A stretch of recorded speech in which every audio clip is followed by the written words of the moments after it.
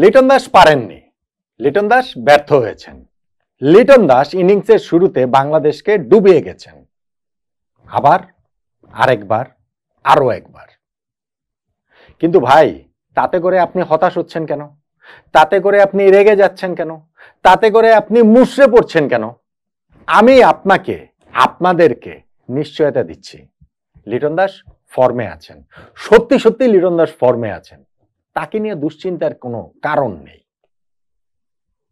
দেখুন, ভারতের বিপক্ষে এই প্রথম টি-20 ম্যাচটাতে লিটন দাস কি করেছেন সেটা আমরা দেখেছি। তিনি ওপেনিংয়ে নেমেছেন এবং মুখোমুখি হওয়া প্রথম বলটাতে আশদীপের তিনি সুন্দর একটা টাইমিং, সুন্দর একটা প্লেসমেন্টে ব্যাকওয়ার্ড পয়েন্ট দিয়ে তিনি একটা বাউন্ডারি মারলেন। তারপরের বলটাতে কি হলো? তারপরের বলটাতে আমি ওই যে টার্নিং পয়েন্টের ভিডিওতে বলেছিলাম যে লিটন এমন একটা শট খেলেছিলেন, মনে হয়েছিল যেন বলটাকে গোয়ালিয়র থেকে পিটিয়ে ঢাকা শহরে নিয়ে আসবেন, ওই স্টেডিয়াম থেকে আমাদের হোম অফ ক্রিকেট মিরপুরে তিনি নিয়ে আসবেন।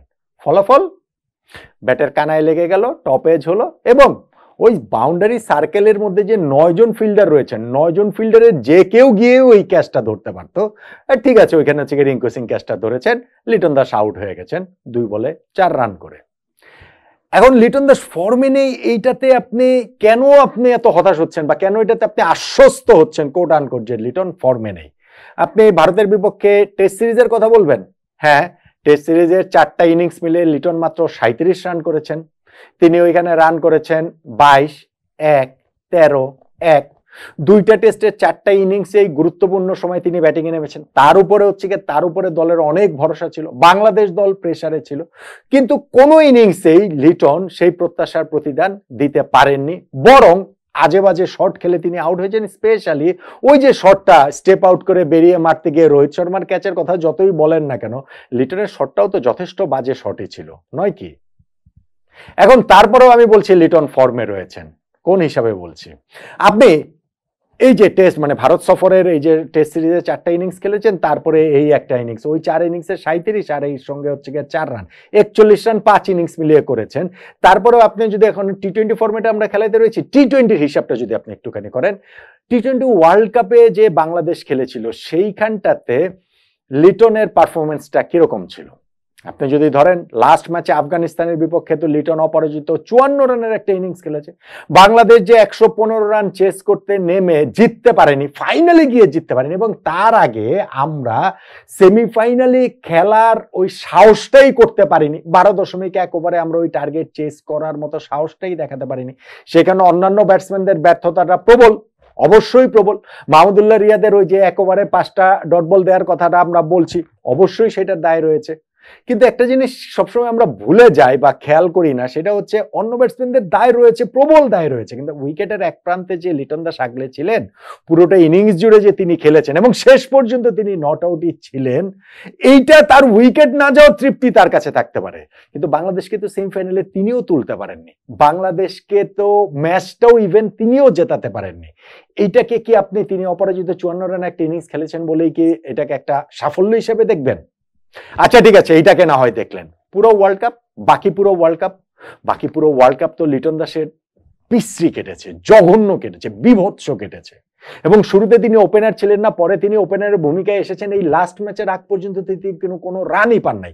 এখন যদি আপনি আমাকে বলেন যে না, লিটন তো হচ্ছে গিয়ে ওয়ার্ল্ড কাপে কত 139 রান মনে হয় করেছেন, ও দলের অন্যান্য ব্যাটসম্যানরা কি রান করেছেন, সেই জায়গাটাতে শুধুমাত্র আমাদের তাওহিদ হৃদয়ের রান প্রবাবলি লিটন দাসের চেয়ে বেশি, সো লিটন দাসের ওয়ার্ল্ড কাপটা ভালো কেটেছে। এইভাবে যদি আপনি ইন্টারপ্রেট করেন, আমার কিছু বলার নাই।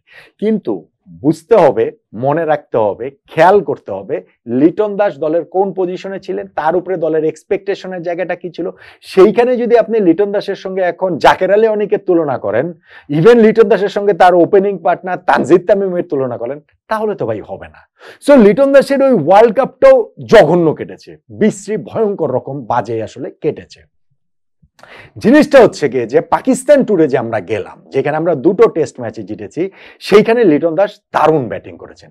প্রথম টেস্টেও তার 50+ একটা ইনিংস রয়েছে এবং দ্বিতীয় টেস্টে তিনি যে 138 রানের ইনিংসটা খেলেছেন, এইটা লিটন দাসের ক্যারিয়ারে বেস্ট টেস্ট ইনিংস, বেস্ট। কারণ তিনি ওইখানটাতে একটা চিন্তা করে দেখেন, আমাদের ওই যে 26 রানে 5-6 উইকেট আমাদের পড়ে গিয়েছিল, 6 উইকেট, সেইখানটা থেকে মেহেদী হাসান মিরাজের সঙ্গে তার যে পার্টনারশিপ, সেইটা আমাদেরকে ঘুরে দাঁড়ানোর ক্ষেত্রে একটা বড় সাহায্য করেছে।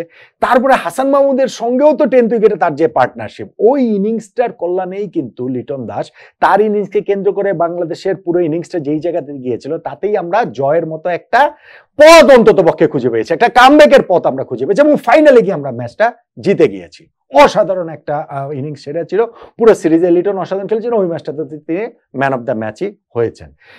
ফলে যখন আপনি পাকিস্তানে গিয়ে এরকম একটা সিরিজ কাটাবেন, ভারত সফরে যখন আসছেন, তখন প্রত্যাশাটা নিঃসন্দেহে আরো অনেক বেশি থাকে।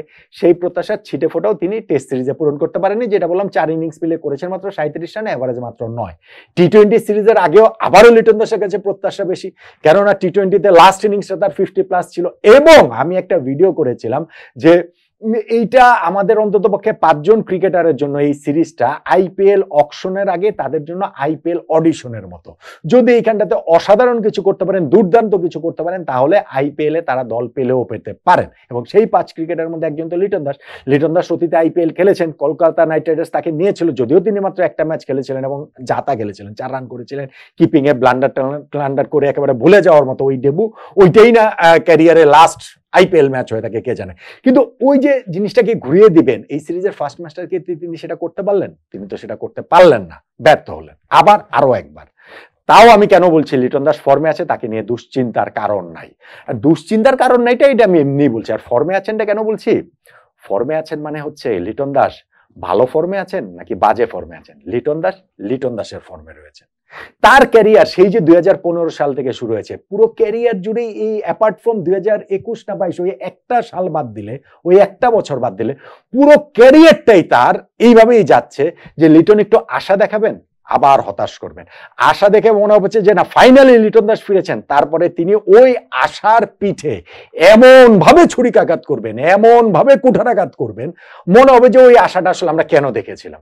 ঠিক একই রকম ভাবে পাকিস্তানে ওরকম একটা টেস্ট সিরিজ কাটানোর পর, ওরকম একটা ইনিংস খেলার পর মনে হচ্ছিল যে ভারত সফরে বাংলাদেশের ওয়ান অফ দ্য কি পারফর্মার হবেন লিটন দাস, এবং তার পারফরমেন্সের উপরে আমাদের টিমের অনেক কিছু ডিপেন্ড করছে।